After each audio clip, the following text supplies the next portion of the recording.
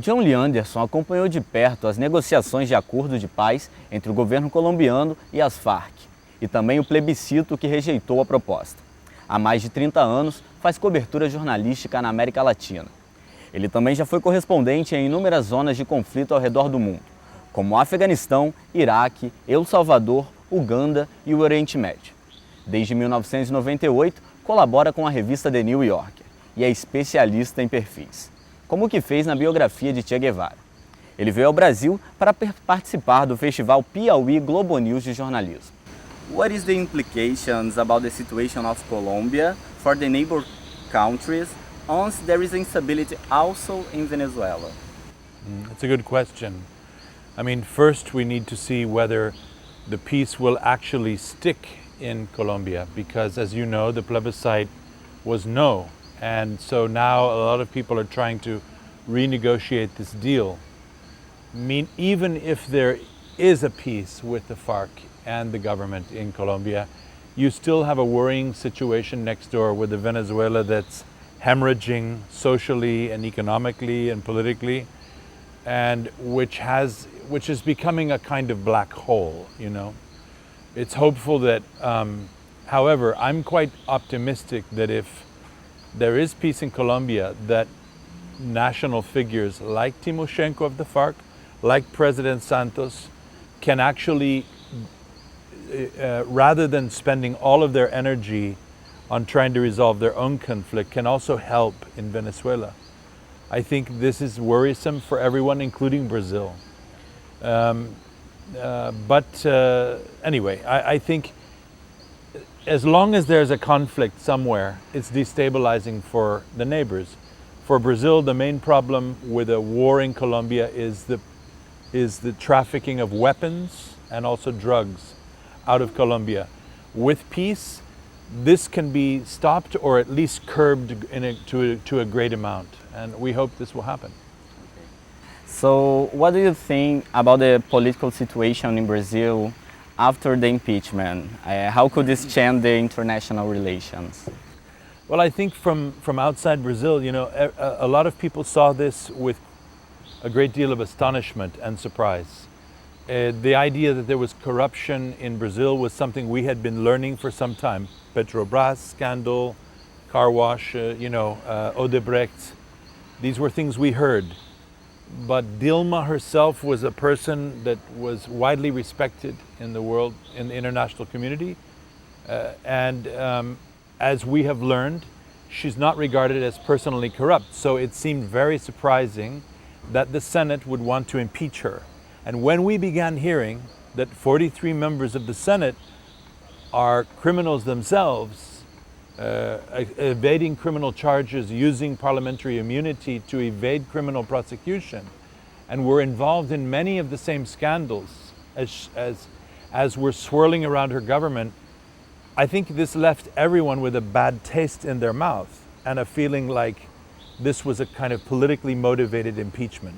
Not only that, the day after Temer took power, he came up with a whole plan of government, which made it look even more like a conspiracy. So from outside of, again, from Brazil, it's difficult to say whether this was, some people say here, un golpe, but at the very least, it seems like it was a conspiracy.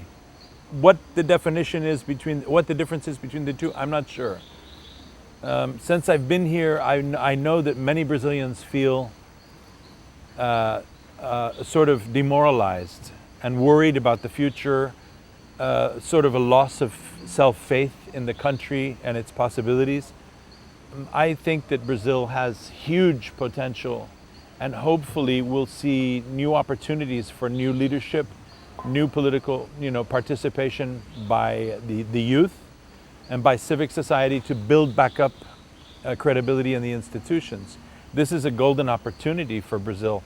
It shouldn't be a kind of tragedy that is compounded by mediocre or opportunistic or even criminal politicians. This is a very important moment for Brazil. And I think there should be more attention on Brazil by the international media. So, in your opinion, what was the influence of Brazilian media in that process? Look, I don't know, because I don't live here. I know that in Brazil there's quite a monopolistic media environment. It's very criticized inside Brazil. From outside Brazil, it's difficult to see this. I don't know. I've heard that certain newspapers and certain media conglomerates played a big role in criticizing and attacking the government and in supporting the new government. As they say in Spanish, no me consta porque no estuve aquí.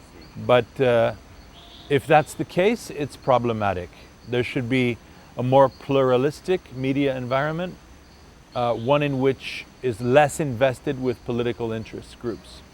So you profile in many personalities of the South America.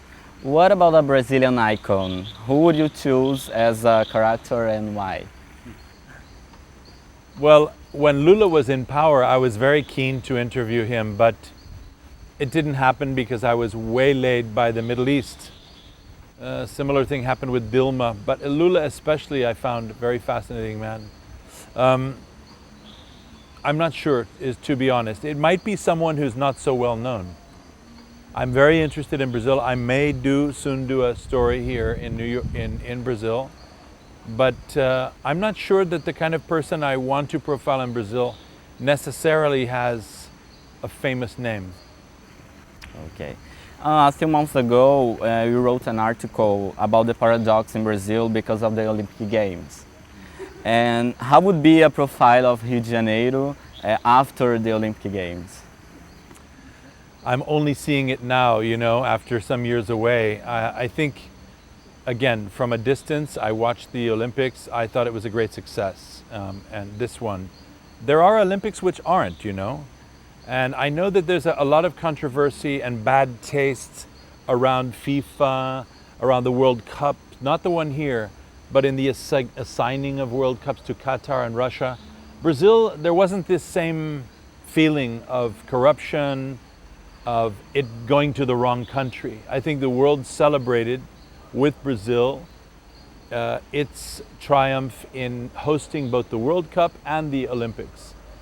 Everybody likes Brazil. Everybody wanted these things to be here. They felt like they were going to the right country. And I was very pleased to see that the Olympics came off as well as they did. They were widely celebrated, and I think it was good that this happened at a time when everything else seemed to be going wrong for Brazil. I felt actually embarrassed by some of the media coverage of Brazil in the run-up to the Olympics, because it was like everything bad, Zika, corruption, the impeachment, everything.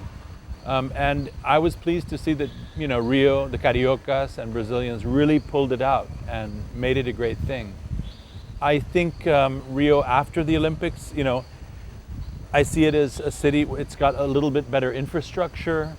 I think, the Brazilians the Cariocas are sharing somewhat in the sense of disquiet or unease about the future, but somehow still basking in the afterglow of these successful Olympics.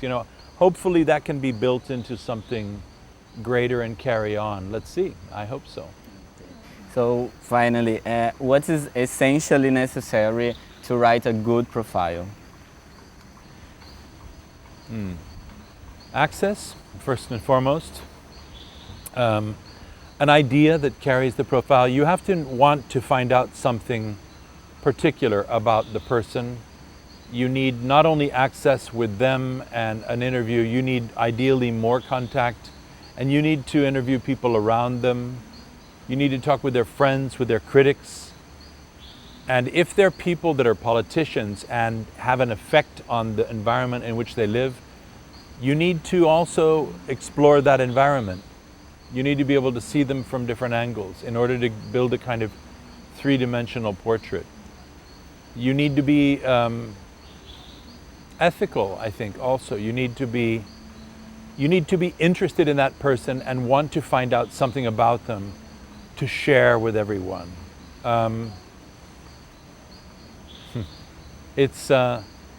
you know, these are the same ingredients you need to do any, I think, good journalism, or if you want to be a biographer. But really the main thing is you have to be interested, and you have to want to find out their truth. Not your truth, not the truth of your magazine or your television station or your newspaper, their truth. So thank you for your time, Mrs. Anderson. Bruno Barros, para o canal da TV PUC-Rio.